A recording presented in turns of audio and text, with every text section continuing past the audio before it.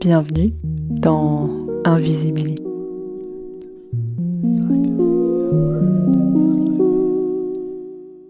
Bonjour à toutes et à tous. Et d'abord, merci à vous qui êtes fidèles au podcast, à vous qui m'envoyez des messages, qui mettez 5 étoiles sur les plateformes, qui partagez. Ça me touche énormément et je le répète, mais ça représente beaucoup pour un projet indépendant comme le mien. Donc vraiment, merci. Et bienvenue à toutes celles et ceux qui arrivent ici. Dans cet épisode, je reçois le jeune photographe Mathias Delattre. J'ai été marquée par le très beau livre de photographie qu'il a publié en 2021, intitulé Mother's Therapy. À ce moment-là, j'enquêtais moi-même déjà depuis 2 ans sur la recherche scientifique sur les psychédéliques, le LSD, la psilocybine, la DMT ou la MDMA pour soigner les maladies mentales. Et j'ai été particulièrement touchée par son approche, parce que Mathias s'est lui plongé dans ce sujet dans l'espoir de trouver une solution thérapeutique pour sa mère, qui est bipolaire. Les études scientifiques qui sont menées et les essais cliniques visent à traiter la dépression, le stress post-traumatique ou l'addiction par exemple, pas la bipolarité, ou pas encore du moins. Pourtant, il a vu là une solution possible pour sa mère et elle a choisi de le suivre. Il ne s'agit pas ici d'encourager ce genre d'expérimentation, je le rappelle, ces substances sont interdites, mais juste de rendre compte d'un parcours individuel, intime et artistique. Cette quête a mené Mathias Delattre dans la jungle amazonienne, dans un hôpital à Londres ou encore dans les grottes de Lascaux. Dans cet épisode, on parle, entre autres, d'une maladie invisible, de l'amour d'une mère, de la détermination d'un fils, de la manière dont la joie peut côtoyer le drame et de la nécessité du collectif pour guérir. Bonjour Mathias, merci d'être venu dans Invisibility, c'est cool. Bonjour. Alors j'ai lu ton livre quand il est sorti, c'était en 2021, c'est une amie qui me l'a offert, parce que je l'avais déjà repéré, et je menais à l'époque déjà cette enquête sur la recherche psychédélique, donc ton travail m'a parlé. J'avais rencontré aussi un certain nombre des personnes dont tu parles dans le livre, et puis je me suis aussi pas mal identifiée à cette quête que tu mènes, qui est plus intime, de vouloir sauver ta mère. Cette chose, voilà, de vouloir sauver ses parents, ça m'a beaucoup touchée. Et j'ai envie de te demander comment va ta mère aujourd'hui. Bah écoute, ça va plutôt bien, à vrai dire, beaucoup mieux qu'il y a quelques années. Donc on sent vraiment une évolution qui prend du temps parce que c'est aussi une évolution sur physique, sur le corps, sur comment percevoir le monde à nouveau, le social aussi, les connexions avec des nouvelles personnes, ses amis, etc.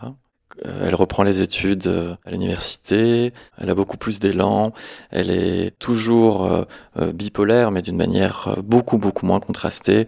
En fait, elle est autonome quoi maintenant, elle peut recommencer à vivre de manière un peu plus normale, on va dire. Cool, c'est une bonne nouvelle. Parce que c'est une longue expérience que tu as menée avec elle, enfin un long accompagnement. Tu racontes dans ton livre qu'il mêle des photographies, des textes assez intimes même, des interviews. Ton parcours pour tenter de la soigner à ta manière, puisque les traitements classiques ne faisaient qu'empirer son état. Ta mère est bipolaire. Est-ce que d'abord tu peux nous expliquer ce qu'est cette maladie ? Alors, c'est une maladie psychique.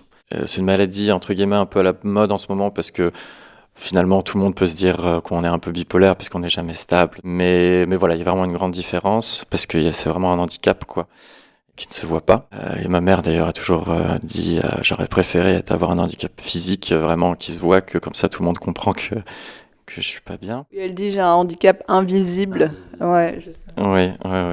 Il y a 2 types de bipolarité, type 1 où c'est plus up que down, et type 2 où c'est plus down que up, donc ma mère est type 2. Et en fait, c'est des phases qui peuvent durer des semaines, des mois. Et les phases up, pour son cas, c'était des toutes petites phases, quelques jours, quelques semaines, qui sont épuisantes aussi, parce que c'est comme si on était sous amphétamine H24, quoi. Donc on sent pas la fatigue, on peut passer des nuits blanches à lire, à se renseigner sur des sujets, etc. Churchill était bipolaire, par exemple, Napoléon était bipolaire, par exemple, etc. Mais c'était des personnes qui étaient accompagnées au quotidien. Là, c'est pas pareil parce que socialement, si on n'est pas accompagné, c'est une toute autre maladie aussi. Parce qu'en fait, voilà, c'est un peu une maladie d'énergie et de social, quoi. Ça arrive très souvent que les amis proches n'arrivent pas à suivre, etc. Donc, on peut se retrouver assez seul. Sa maladie a été diagnostiquée assez tardivement, tu l'expliques dans le livre. Ta mère avait presque 40 ans quand vous avez pu mettre un mot sur ce qu'elle avait. Tout le monde, depuis que je suis tout petit, voyait qu'il y avait un problème, qu'elle réagissait pas de manière, normale, entre guillemets, quoi, émotionnellement. Mais personne ne comprenait vraiment ce que c'était, quoi. Et puis, jusqu'au jour où il y a sa meilleure amie qui elle, son père était bipolaire, qui lui a dit, est-ce que tu pourrais te faire diagnostiquer? Parce que je pense qu'il y a des similitudes avec son père. Et donc, à partir de ce moment-là, elle a commencé à recevoir un traitement psychiatrique. Et puis, moi, je crois, c'était une période d'adolescence. Je passais mon bac aussi à ce moment-là. Je suis parti juste après parce que c'est très compliqué de vivre avec une bipolaire. Il y a beaucoup de moments de fun aussi, parce que, c'est pas que négatif finalement, parce que moi j'ai passé des moments extraordinaires avec elle, ou quand elle était dans des périodes up entre guillemets, on écoutait la musique à fond, on se faisait des vires en voiture, on allait piquer des pots de fleurs de la ville à la mairie, on s'amusait pas mal, quoi. On faisait toute la déco de l'appartement.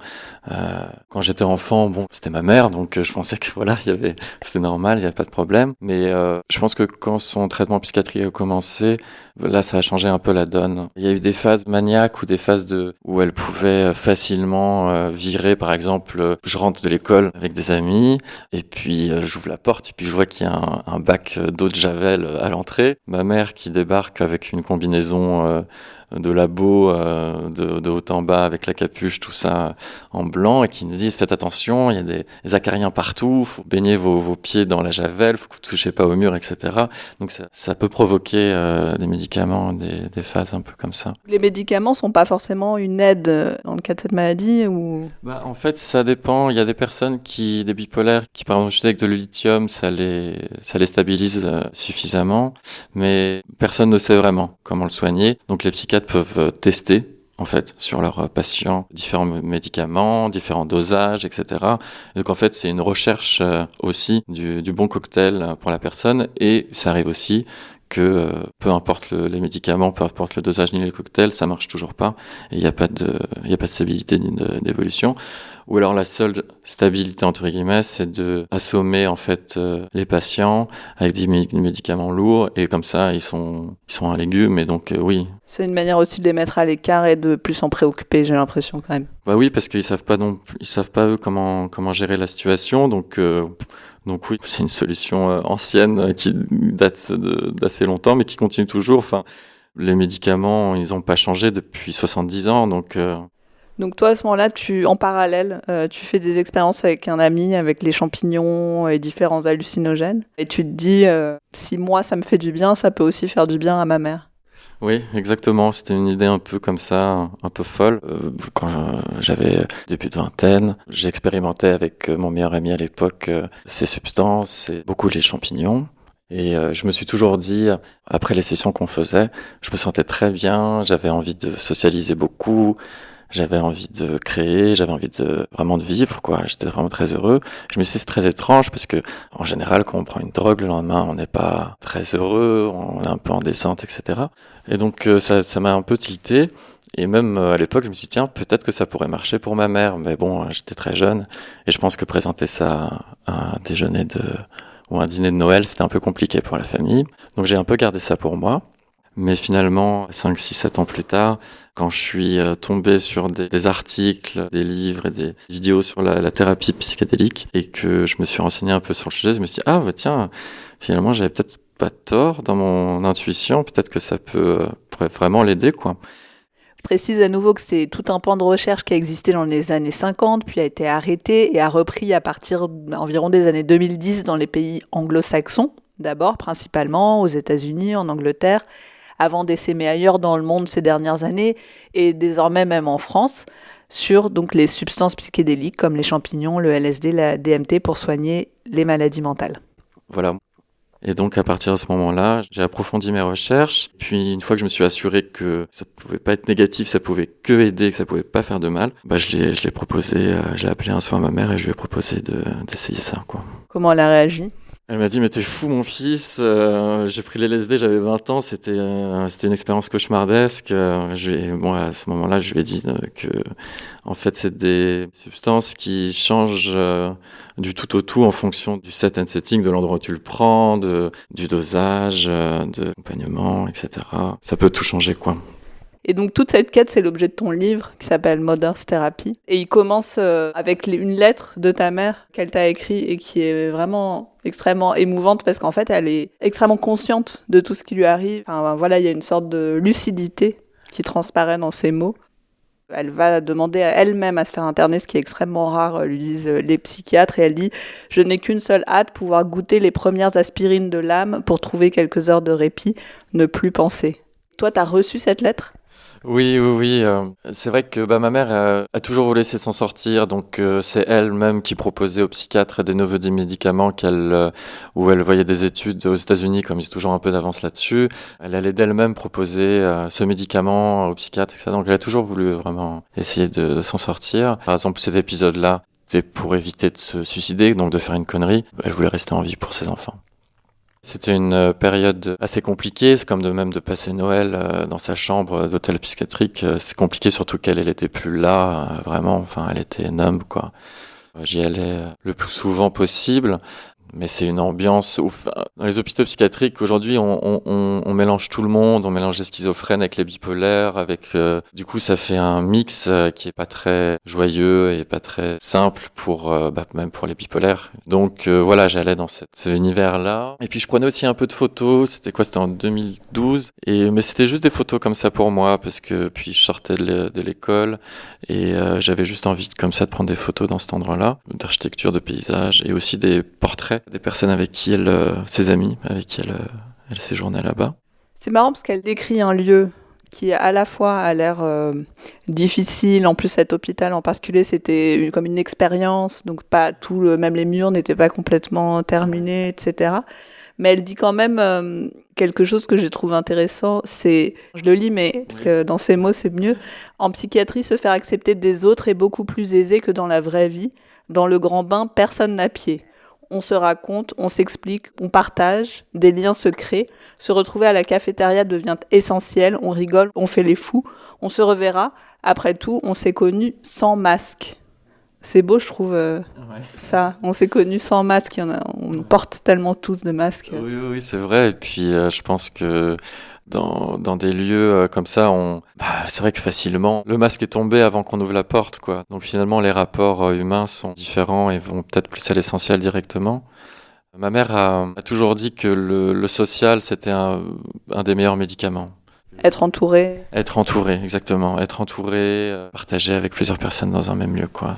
Et c'est vrai que ça arrivait souvent, aussi que quand elle arrivait dans ces hôpitaux, que son psy et docteur disaient c'est marrant, dès que tu arrives là et que tu commences à discuter un peu avec tout le monde ou que tu te fais des amis, tu n'as presque plus trop besoin des médicaments qu'on te donne parce que finalement, le social restabilise, quoi. Mais bon, ça dure jamais trop. Après, on revient tout de suite à son quotidien et en général seul, oui. Elle dit d'ailleurs, elle a conscience que la psychiatrie n'a pas trop de réponses, que ça l'a beaucoup aidé la psychothérapie, qu'elle sait d'où ça vient aussi en partie de son enfance. Je sais pas si toi tu connais bien son histoire, mais en tout cas elle a l'air de savoir d'où ça vient et de se dire on pourrait trouver d'autres solutions en fait en faisant face finalement à peut-être ces traumatismes ou ces moments de la vie par d'autres moyens que par juste anesthésier une personne ou prendre des médicaments. Enfin en tout cas à un moment donné elle en parle. Oui, bien sûr, c'est un sujet qui revenait beaucoup. On dit que la bipolarité, c'est soit héréditaire, soit elle vient de traumatismes liés à l'enfance pendant cette période-là. Et ma mère, c'est les deux. Donc bon, voilà, on ne sait jamais trop lequel temps, mais en effet, elle a tendance à dire que ça vient beaucoup de son enfance. Donc là, il ne s'agit pas d'une expérimentation hasardeuse. Tu te lances d'abord dans une sorte d'enquête sur l'usage des champignons hallucinogènes, les champignons psilocybes, de la préhistoire à aujourd'hui, en passant par le Mexique, ou même l'Espagne d'ailleurs, avec ces magnifiques fresques de champignons qu'on voit dans le livre. Oui, en effet, en Espagne, il y a une peinture rupestre qui date de 5-6 000 ans. Sur la côte ibérique, on voit 13 champignons, comme ça, une rangée de 13 champignons. Et il y a des scientifiques qui ont pu analyser et identifier ces champignons comme une espèce de psilocybe du coin. Bah, bien sûr, il y a toute la culture au Mexique, maya et précolombienne, où bah, là c'est connu. Et donc voilà, je me suis pas trop attardé sur cette période-là qui était déjà bien documentée. Je suis allé un peu plus loin sur la préhistoire. Je me suis intéressé aux figures anthropomorphiques et à la préhistoire, qui représentent à peu près 5% de l'art rupestre qu'on peut voir, parce que le reste c'est plutôt des animaux. Mais il y a eu des figures comme ça, mi-homme, mi-animal. J'ai aimé faire ce lien entre ces figures anthropomorphiques et le chamanisme même actuel, où les chamans ont toujours cette symbiose avec l'animal dans leur costume de cérémonie ou bien dans leurs pratiques, dans les instruments ou dans les sons. Bien que finalement, ces communautés qui utilisent ces plantes, elles les utilisent pas du tout pour la même raison que nous on l'utilise, quoi. Il n'y a pas de dépression là-bas. Il n'y a pas de maladie psychiatrique mentale finalement. Et donc j'ai photographié ces figures-là. Elles se retrouvaient toujours dans des coins les plus reculés de la grotte. Par exemple, la scène du puits à Lascaux. Elle tient son nom parce qu'il y a vraiment un puits de 6 mètres de haut pour tomber jusqu'à là, qui était jusqu'à vraiment au fin fond de la grotte.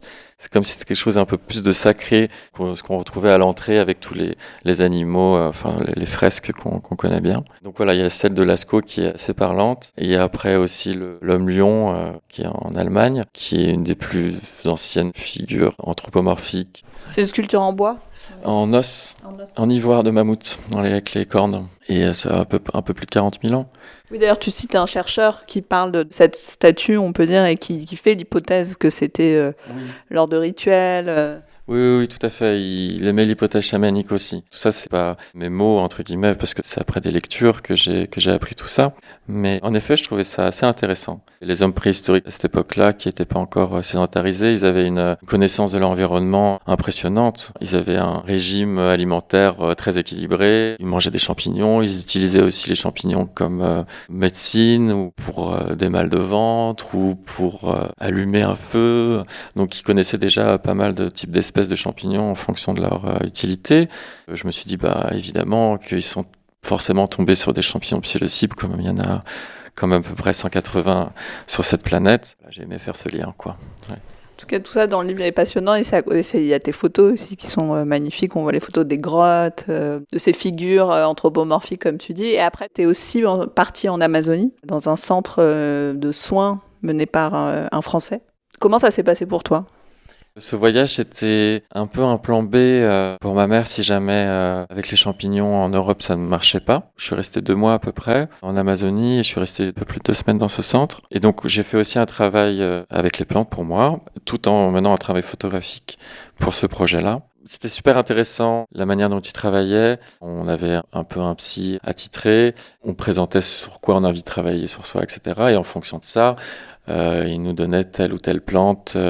Et ça a été très enrichissant. J'ai pris énormément de notes. J'avais une plante de diète que je prenais tous les jours, plus d'autres où je faisais avec des purges. Et puis à la fin des 2 semaines, j'avais une session avec l'ayahuasca qui était tout aussi intéressante. Mais je trouve que le tabac est aussi super intéressant. J'avais pris aussi du sureau, la rosacea, des plantes médicinales qu'on utilise là-bas. Et c'est une expérience qui m'a beaucoup aidé aussi sur l'approche, en fait.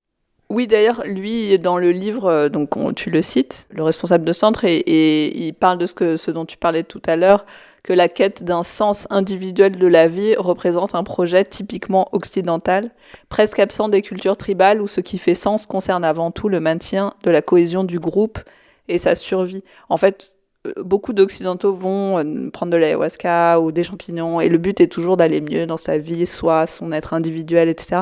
Mais là-bas, ça n'existe pas. En réalité, dans les rituels, c'est vraiment pour se connecter au territoire. Enfin, toi, tu l'as observé, et finalement, c'est un peu ce que dit ta mère, en disant ce qui lui manque, c'est aussi le groupe, en fait. C'est pas individuel. La guérison de ces maladies, de ces maux d'aujourd'hui ne sont pas forcément individuels. Oui, tout à fait. Et en effet, en fait, le chaman, c'est un peu la personne qui tient toute la communauté, tout le groupe, quoi. Nous, en occidentaux, on a une toute autre demande. La suite du voyage, ça se passe à Londres, c'est un tout autre cadre, c'est l'Imperial College, qui est un des centres pionniers sur la recherche psychédélique. On change complètement d'univers. D'ailleurs, c'est ça aussi qui me fascine, moi, tant dans ce sujet, c'est que c'est un domaine transversal qui touche à l'anthropologie, à l'histoire, à la philosophie et bien sûr, donc là, à la science. Alors oui, donc j'y suis allé un peu pas pour parler du cas de ma mère, pour prendre aussi en portrait. C'est scientifique, donc je suis allé à l'Imperial College, j'ai rencontré toute la team de Robin. Robin Carhart-Harris, qui était à l'époque, maintenant il est aux États-Unis, le responsable du centre psychédélique, un des premiers à avoir lancé ses recherches. Toi, tu voulais qu'il s'occupe de ta mère éventuellement? Oui, j'avais cette motivation-là, même juste d'en parler aussi, de voir ce qui était possible. J'avais parlé pas mal aussi avec David Nutt, qui est responsable de ce pôle-là à l'Imperial College, et qui m'avait dit que c'était un peu risqué. Mais j'ai beaucoup sympathisé aussi avec Mendel, KLN, qui s'occupait de la playlist pour les sessions. Oui, parce que ces sessions sont accompagnées de musique et elles jouent un rôle très important dans les sessions. Et Mendel a même développé maintenant une entreprise qui s'occupe de créer de la musique pour les expériences. Ouais, t'as connecté avec lui. Oui, c'est la personne avec qui j'ai le plus connecté, quoi. En fait, on a créé pas mal de petits liens, et donc une fois chez lui aussi, je lui avais demandé est-ce que tu penses qu'il y a des contacts psychothérapeutes qui utilisent les psychédéliques qui seraient intéressés pour tenter l'expérience avec ma mère. Donc il m'a amené un contact qui était à Los Angeles, bon, qui était un peu loin, mais ce contact à Los Angeles m'a amené un autre contact qui était en Suisse. Et donc, grâce à ça, on a pu réaliser cette expérience avec ma mère, quoi, finalement. Est-ce que tu peux nous raconter cette expérience? Comment ça s'est passé? C'était assez compliqué parce que ça a duré quelques années déjà. Il y a eu une énorme période de détox parce que une fois que j'avais trouvé ce psychothérapeute qui était OK pour se lancer, c'était une bonne personne parce qu'il connaissait tout aussi bien les médicaments psychiatriques que les psychédéliques, et du coup, c'était vraiment la personne qui matchait bien. Il préconisait c'était sûr de faire une détox de tout son traitement psychiatrique qu'il prenait depuis 15-20 ans. Et donc là, ça a été assez une période un peu noire parce que on savait pas si les psychédéliques avaient marché. Elle arrêtait ses médicaments, qui est pas mal aussi à base des opioïdes, et donc c'était très très difficile. Ça a duré à peu près 2-3 ans. On a arrêté petit à petit, les plus lourds en premier. Comment on mène une détox justement quand quelqu'un est aussi habitué aux médicaments? Ça doit pas être simple. Non, c'était très compliqué. C'est comme un peu d'enlever l'héroïne à l'héroïnomane. Ça a été chez elle, mais ça a été aussi dans des sortes de maisons de santé. C'était moins dur qu'un hôpital psychiatrique. Et du coup, ma mère y allait et elle se présentait en se disant, voilà, je suis venue pour arrêter les médicaments. Et elle parlait même de psilocybine à son docteur qui était un peu au courant, enfin, comme tout le monde. De la Renaissance sur ce thème-là. C'était drôle parce que finalement, c'est un peu l'inverse voilà, quand on va dans un endroit comme ça. Et donc voilà, non, ça s'est très bien passé. Finalement, elle a réussi petit à petit à arrêter. Donc elle avait la volonté de suivre cette expérience. C'est quand même... Et c'était pas simple parce que personne ne savait si elle allait marcher ou pas. Donc finalement, quand elle était dans une période de doute, et que moi aussi, ça m'arrivait beaucoup de fois dans une période de doute, puis ça m'est même arrivé beaucoup de fois de dire ok, j'arrête tout, je fais n'importe quoi. Je leur donnais un peu de motivation et d'espoir, et puis finalement je pense que c'est vraiment par amour aussi pour ses enfants qu'elle a essayé, quoi. Est-ce que tu t'es senti soutenu autour par, je sais pas, les proches, la famille, ou est-ce qu'il y a des gens qui t'ont dit mais tu pètes un câble, Mathias, qu'est-ce que tu fais? En fait, justement, pour éviter ce genre de situation, j'en ai pas parlé finalement. Je l'ai caché à toute la famille. Donc pendant 5-6 ans, je menais ce projet tout en le gardant secret, juste à part ma mère. Quand le livre est sorti et que le projet était terminé, tout ça, je l'ai présenté le projet à la famille, que j'ai blindé derrière de documentation scientifique, etc., pour éviter qu'il y ait une crise cardiaque. Et donc même sur le moment, ça... Ils n'ont pas vraiment réagi, quoi, parce que c'était quand même assez spécial. Mais au fur et à mesure, je pense aussi que quand ils ont vu le comportement de ma mère qui changeait, qu'elle recommençait à manger quand on se réunissait en famille, qu'elle était plus présente, qu'elle était là, quoi. Parce qu'en fait, donc il y a ces 2-3 ans de détox, et après une première expérience, une première cérémonie avec les champignons, c'est ça? Ouais. En Suisse ou... Oui, oui, tout à fait. C'était en Suisse. Je l'ai accompagné. Donc, il y avait un psychothérapeute en duo avec une femme. On lui a donné une dose tout à fait correcte, mais au bout de, je sais pas, d'une heure, j'étais sur la terrasse dehors et puis elle sort et dit, oh, t'as pas du feu? J'ai une clope. Et là, je me dis, tiens, c'est marrant. C'est pas la même sensation que j'ai quand je prends ce dosage-là. Et donc là, on s'est regardé avec le psychothérapeute, on s'est dit, oups, il y a un truc qui est pas normal. Et donc, en fait, c'était encore trop tôt, malheureusement. La période de détox n'était pas assez longue parce que, bah, comme pendant quand même 20 ans, elle a pris des médicaments qui agissaient sur le même système sérotoninergique, et puis, entre autres, mais voilà, ces récepteurs étaient un peu usés, quoi. Donc c'était assez triste comme moment parce que ça faisait des années qu'on attendait ça et que finalement ça n'avait pas marché comme on voulait. Il y avait un petit effet, mais c'était loin de ce qui se passe normalement, entre guillemets. Tu t'es pas découragé à ce moment-là? Ah bah si, totalement, puis tout le monde. Et puis, non, ça a été un peu compliqué, ouais. Parce que, bah là, on se dit, bah, qu'est-ce qu'on fait maintenant, quoi. Et quelques mois plus tard, c'est une période où elle pleurait beaucoup. Je suis allé la voir. Et puis, j'étais avec des champignons avec moi. Et donc, je lui ai proposé juste qu'on retente comme ça, avec un plus petit dosage, mais quand même un bon dosage. Juste tous les deux comme ça pour voir s'il y a une évolution. Et en effet, il s'est passé qu'une demi-heure après la prise, d'un coup, elle s'arrête de pleurer. Elle dit, mais pourquoi je pleure comme ça? Qu'est-ce qui se passe? Et puis, il y a une sorte de une reprise de conscience, entre guillemets. Et j'ai dit, ah yes, là, ça marche, il y a un effet, quoi. Et donc, s'en est suivi où je m'occupais personnellement des dosages et d'aller la voir quotidiennement. C'était très compliqué à doser à chaque fois parce qu'on devait toujours prendre en compte que il fallait surdoser pour arriver à un dosage normal, quoi. Donc là, à ce moment-là, t'as lâché le psy et t'as continué toi-même. Oui, oui, oui.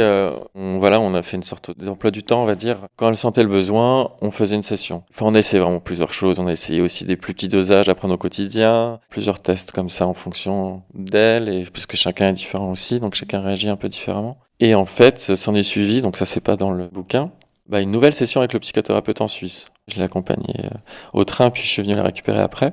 Et là, quand j'ai vu son visage au retour à la gare, je me suis dit, ok, direct, j'ai vu que il s'est passé quelque chose, et puis elle avait un visage illuminé, comme si elle avait dormi 20 000 ans, des yeux vivants, et c'était assez fou, quoi.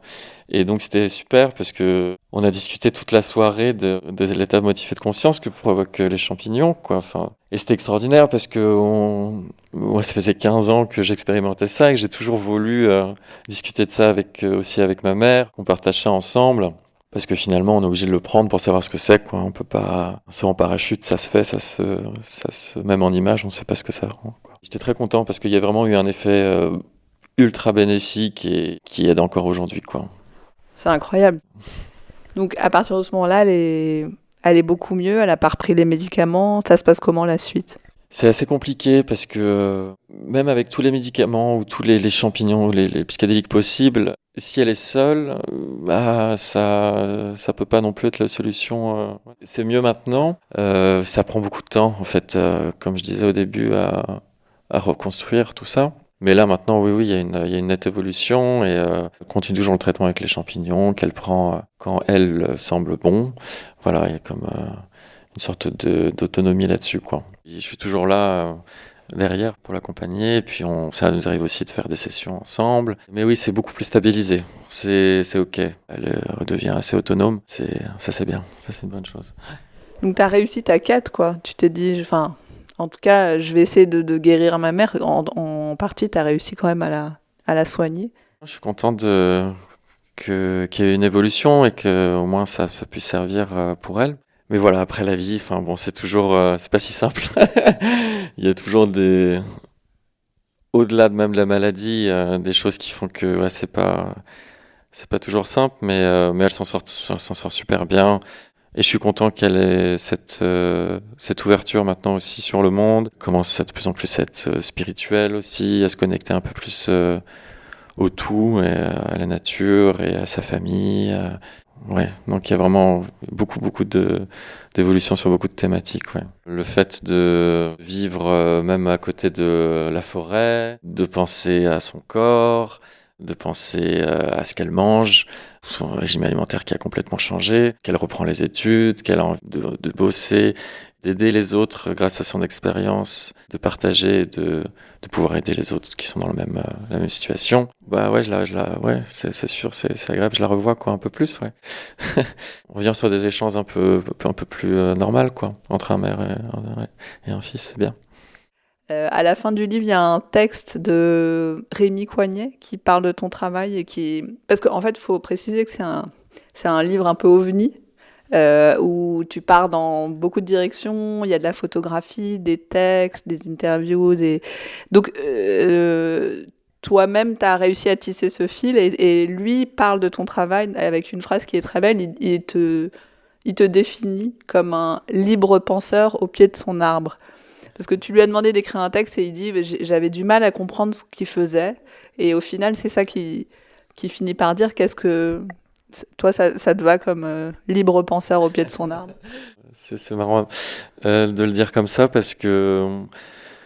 Bah en effet, c'était un peu ça, un peu l'image, quoi. C'est que il y a une problématique et ok, savoir comment essayer de la gérer, mais pas avec le même système de pensée qui l'ont engendré, comme dirait Einstein, je crois. Et c'est intéressant parce que c'est vraiment, ça se relie pas mal au psychédélique, c'est-à-dire que les psychédéliques permettent, pour un problème donné, de le penser, d'y réfléchir autrement. C'est-à-dire que pour le résoudre. Et donc c'est un peu ce qui s'est passé avec ma mère comme solution, c'est-à-dire que je me suis dit, voilà, peu importe les médicaments psychiatriques, peu importe les psychiatres, les psychos, voilà, ça marche pas. Et donc je me suis dit, bah, essayer d'attaquer le problème d'une autre manière, quoi. C'est assez intéressant cette image de libre penseur au pied d'un arbre parce que bah c'est un peu comme ça aussi que je gère mes projets, quoi. Et enfin que ce soit au pied d'un arbre ou chez moi ou n'importe, mais en effet il y avait tout un travail de réflexion et de recherche, de mise en commun avec mes propres expériences, ouais, ouais, voilà. J'imagine que quand le livre est sorti, même depuis que le livre est sorti, tu as eu beaucoup de gens qui t'ont contacté, qui sont peut-être dans des cas similaires. Comment toi tu réagis face à ces demandes parce que finalement c'est un cas personnel, c'est pas que tu es en train de recommander à tout le monde de faire ça, j'imagine. Oui, tout à fait, c'est très important parce que finalement ça a marché pour ma mère, mais ça veut pas dire que ça marchera pour tout le monde, loin de là. Et en effet, voilà, j'ai eu beaucoup de messages, d'emails un peu en détresse. Et dans ces cas-là, je les renvoie au psychothérapeute qui s'occupait de ma mère. Mais en effet, c'est assez troublant parce que vraiment, c'est des personnes qui apparemment ont tout tenté, en tout cas en psychiatrie, et qu'il n'y a pas de résultat. Mais c'est assez compliqué parce que comme c'est illégal et que ça coûte et qu'il faut partir assez loin et que ça coûte très très cher, les gens ont peut-être tendance aussi à essayer par eux-mêmes de se lancer là-dedans. Et c'est aussi dangereux, quoi, parce que c'est tout un travail. Et que encore une fois, ça marche pas pour tout le monde et que y a des règles à respecter, il y a tout un procédé quoi à réaliser. Oui, parce que toi, tu as fait quand même un gros travail de recherche, tu as 15 ans de pratique, tu as une connaissance des dosages, tu as eu des liens avec des scientifiques. Enfin voilà, faut préciser que t'as pas fait ça à la One Again. Enfin, c'est quand même un truc, comment dire, documenté. Et sérieux en fait, mais c'est pas que tout le monde peut faire ça en donnant une dose de champignons à la maison. Puis en effet, c'est pas quelque chose de magique non plus, c'est pas hop on prend et puis tout d'un coup tout va bien quoi. C'est vraiment un travail, à vrai dire c'est un travail 50-50 entre le thérapeute et la molécule. Parce que c'est un travail où le patient doit aller dans ses profondeurs et trouver le problème à la source qui génère son mal-être, quoi, finalement. À la place des médicaments qui mettent juste des pansements pour quelques heures ou voilà, sur la plaie, mais qui finalement est toujours ouverte. Là, à l'inverse, on va essayer de chercher d'où vient le problème. Et ça demande un travail, un effort énorme de la part du patient. Oui, j'allais dire, c'est même 33, c'est le thérapeute, la molécule et le patient. C'est-à-dire que le patient déjà doit être consentant, doit vouloir. Ta mère a dû quand même passer 2-3 ans d'enfer au moment d'arrêter les médicaments. Et aussi d'accepter d'aller voir des choses difficiles, peut-être du passé, d'aller dans ces zones d'ombre, en fait. Oui, tout à fait. Exactement. C'est hyper complexe quand on a plus tendance à fuir, à effacer tout ce type de souffrance, quoi. Mais en effet, ça prend beaucoup de temps. Pour cette raison-là aussi, que les personnes parfois veulent changer, veulent que ça marche, mais ne sont pas prêtes non plus à aller en profondeur et faire le pas. Tout ça, ça peut prendre plusieurs séances aussi pour cette raison-là. Et donc oui, c'est tout un chemin.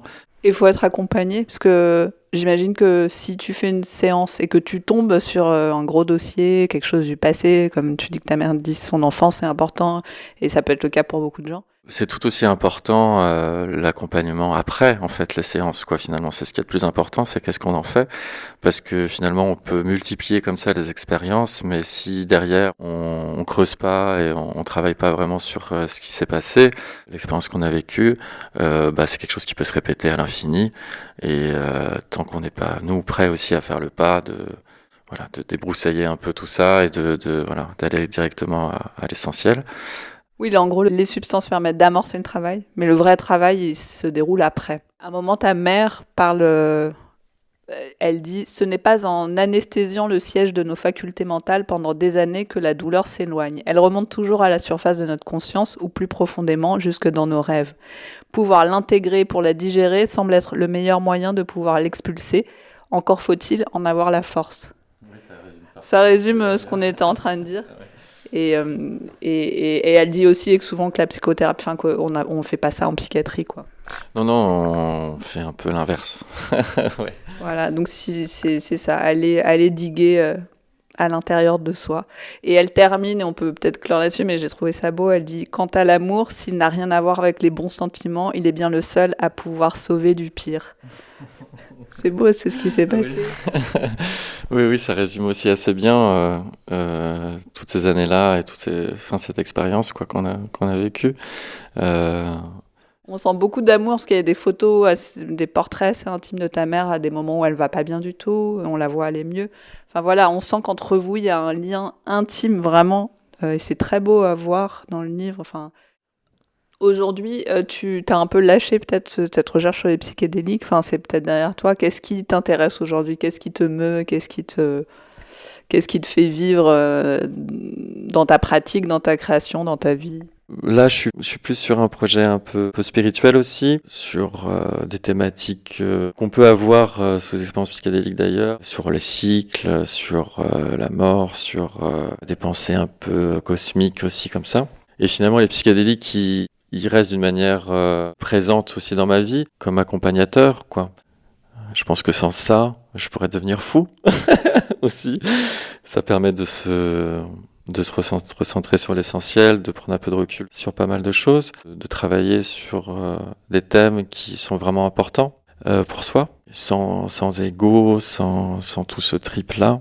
Est-ce que tu dirais que ces expériences-là ont vraiment changé ta vision du monde, et si oui, voilà, comment? C'est difficile à dire parce que ça a été sur le très long terme finalement. Ça fait plus de 15 ans que j'expérimente ça. Donc il y a eu bien sûr pendant les premières expériences un changement radical qui s'est ensuite un peu plus dissipé et ensuite un peu plus fusionné avec moi-même. Donc je veux dire ça change la perspective quoi finalement. Sur son soi, sur les autres, sur ce qui nous entoure, sur la nature, sur la musique, les rapports avec les autres.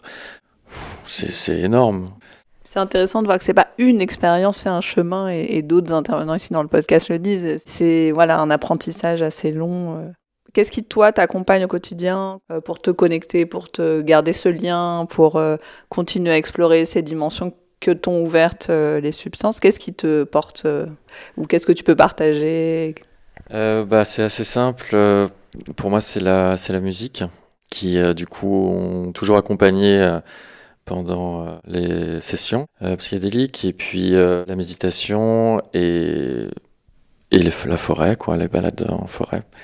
Mais je trouve ça intéressant parce que la musique, ça connecte vraiment à certaines sphères qui sont que possibles via la musique, quoi. Donc c'est un art qui est assez unique pour ça.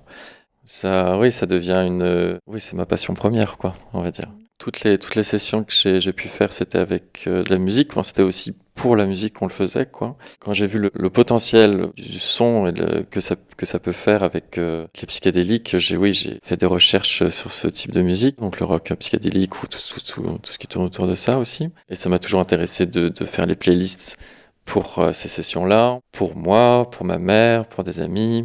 Si on réécoute la même musique qu'on a pu écouter pendant les sessions, tout de suite, ça nous y amène directement, quoi. Oui, ça c'est assez fou. Ça réouvre les mêmes espaces, c'est étonnant. Ouais. Ouais, tout à fait. Ça permet de se reconnecter au travail qu'on a réalisé, à l'expérience et tout ça. Et donc, oui, c'est assez pratique. Pour finir, je voudrais juste dire que ce qui me plaît dans ton approche, c'est que c'est une approche empirique, c'est ton expérience, tu as essayé de le faire à ta façon. En tout cas, tu t'es lancé dans une aventure avec ton intuition, en fait, et c'est ce qu'on perd un petit peu. On s'en remet complètement au médecin. Finalement, est-ce qu'on peut aussi se reconnecter à ça? Oui, je pense qu'on a le droit de se connecter à ses intuitions. Je pense que c'est vraiment une des meilleures choses à faire dans la vie parce que ça marche assez souvent, finalement. Oui. Merci beaucoup, Mathias. Merci d'être venu. Et peut-être que tu reviendras pour ton prochain projet quand il sera avancé. Avec grand plaisir. Grand plaisir, merci. Merci. Vous trouverez tous les liens et les contacts dans la description de l'épisode. Vous pouvez aussi m'écrire sur Instagram, sur le compte invisibily_podcast ou par mail à l'adresse invisibilypodcast@gmail.com.